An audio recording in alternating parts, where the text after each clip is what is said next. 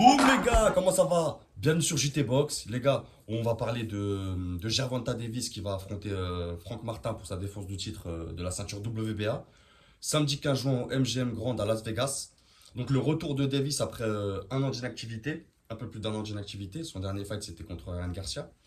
Ça sera dispo sur Amazon Prime en pay-per-view. Euh, Il y a beaucoup de combats sur cette carte. Beaucoup de combats. Il y en a plus de 10. Donc il y a Benavidez aussi sur cette carte. J'en reparlerai dans la semaine. 12 rounds chez les poids légers, donc moins de 62 kilos. Défense du titre pour Davis. Donc structure de vidéo les gars. Je présente un peu les deux boxeurs. Et ensuite je vais dire... on va pas faire une analyse vraiment approfondie. Parce que Gervonta c'est un boxeur qu'on connaît.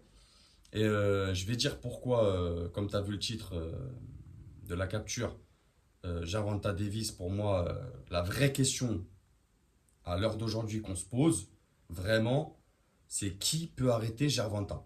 Vraiment. Et on va essayer de proposer plusieurs noms. Et vous me direz en commentaire après si vous avez des noms, des oppositions, tout ça. Donc Gervonta Davis, les gars, c'est inactif, donc hors classement. 29 combats, 29 victoires, 0 défaite, 0 match nul. C'est 27 victoires avant la limite. Ça cogne dur, vraiment dur.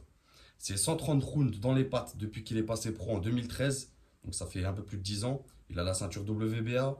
C'est un gaucher, 1m66, donc petit, 29 ans, boxeur américain. Son dernier fight, c'était contre Ryan Garcia, victoire par KO au 7e round en avril 2023. Frank Martin, c'est un top 8 mondial, top 3 américain, 18 fights, 18 victoires, 0 défaite, 0 match nul, 12 victoires avant la limite. Il a 94 rounds dans les pattes depuis qu'il est passé pro en 2017. C'est un gaucher aussi, 1m73, donc un peu plus grand que Gervonta. 29 ans, ils ont le même âge, boxeur américain. Son dernier fight, c'était contre Artem Harutyunyan, l'allemand, un boxeur allemand, qui victoire à la décision unanime en 12 rounds en juillet 2023. Frank Martin, il n'a pas été très actif, excusez-moi les gars, en 2023, mais en 2022, c'est quand même 3 combats. Donc, il faut le signaler, ça reste un boxeur actif par rapport à Gervonta. Mais Gervonta, pour moi, les gars, il fait partie de ces boxeurs. Même inactifs, ils n'ont pas besoin de beaucoup de combats par an. Un combat par an, ça leur suffit à leur stade. Comme un Terence Crawford, comme un Canelo, même si on voudrait les voir euh, faire plus de combats, c'est pas des gens qui vont souffrir de l'inactivité du ring. Leur niveau est tellement haut et élevé qu'ils n'ont pas besoin d'être hyper actifs. Autre chose aussi, Gervonta les gars, pour moi, je vais vous dire clairement, pour moi, c'est Kid Buu. Voilà. Petit, méchant, arrogant, maléfique. Il n'a pas dans ses projets d'unifier des catégories, de monter de catégories, de descendre de catégories. C'est le boss. Il a sa petite ceinture WBA. Tu veux aller l'affronter, il te prend, il te sèche. C'est l'arrogance incarnée. Je l'aime bien, moi, Gervonta. Il me fait kiffer. C'est comme un bug dans la matrice. Tu vois, on ne sait pas ce qu'il veut. Alors, il y en a qui vont pas aimer. Il y en a qui vont dire oui, mais il gâche son talent en n'allant pas chercher à unifier la catégorie, tout ça. Je peux le comprendre, mais le gars, c'est pas son caractère. C'est Kid Buu. Il s'en fout. Il s'en cogne de ce qu'on pense, de ce que les autres pensent.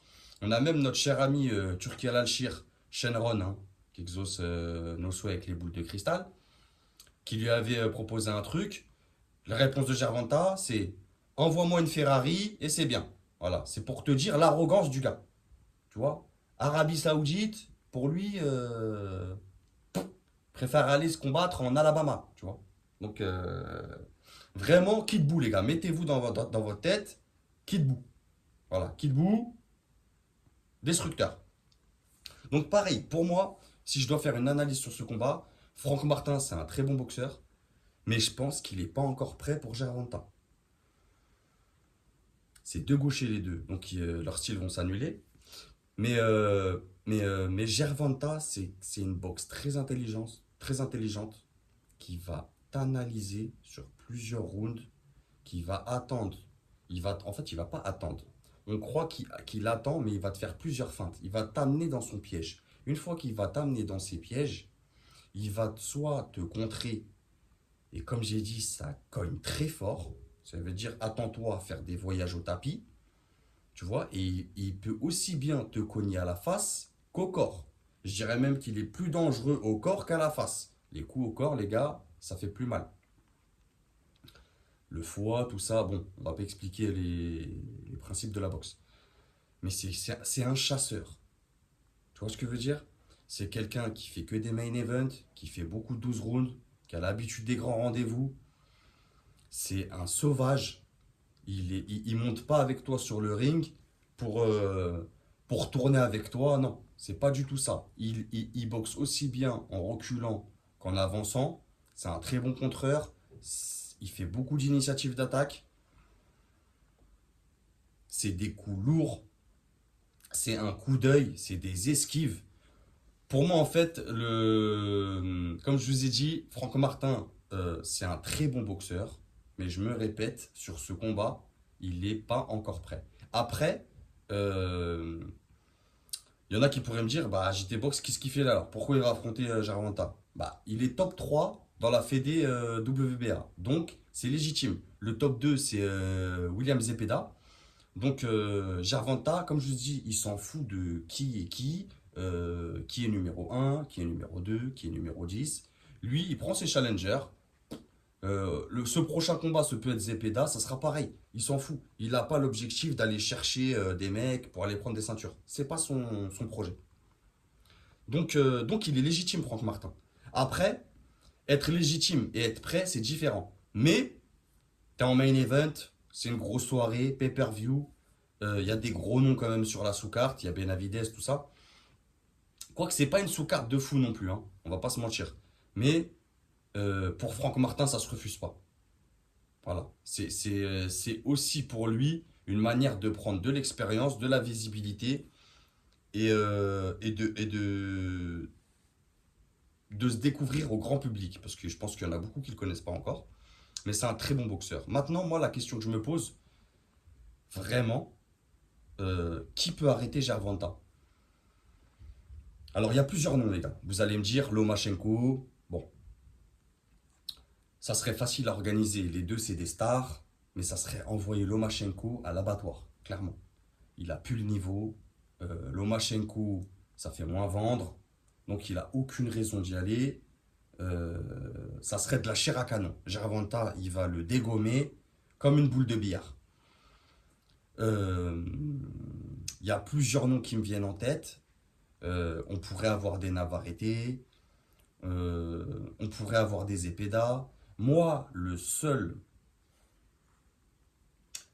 pas le seul, mais un des noms dans cette catégorie des poids légers qui pourrait vraiment lui causer, et encore, je ne sais même pas s'il pourrait lui causer des problèmes, mais en tout cas que tout le monde veut voir, c'est Shakur Stevenson. Shakur Stevenson, que ça soit en termes techniques, pas en termes de puissance.